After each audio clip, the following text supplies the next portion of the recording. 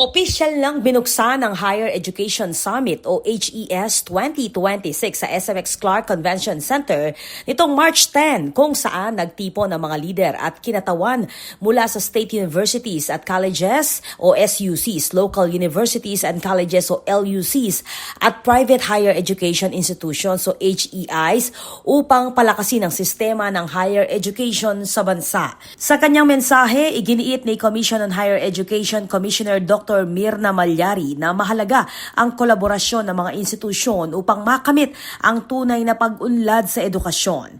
Aniya, sa gitna ng geopolitical tensions at tumataas na energy costs, kailangang manatiling sentro ng kaalaman, inobasyon at responsableng pamamahala ang mga universidad at kolehiyo. Samantala, sinabi ni House Committee on Higher Education and Vocational Education Chair Representative Jude Asidre na kaakibat ng usapin ng higher education ang kapakanan ng mamamayan. Ibinahagi naman ni CHED Chairperson Dr. Shirley Agrupis ang Achieve Agenda, isang roadmap para sa mas pinalakas na higher education system na nakatuon sa lifelong learning, research, innovation, data-driven governance at mas epektibong public service. Ayon kay Agrupis, ang agenda ay hindi lamang balangkas kundi paanyaya sa mas malawak na kolaborasyon ng mga educator para sa isang mas inklusibo, makabago at sustainable na kinabukasan ng edukasyon sa Pilipinas.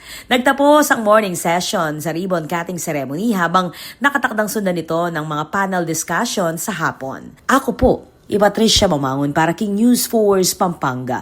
Balitang tutuking balen, susuyo.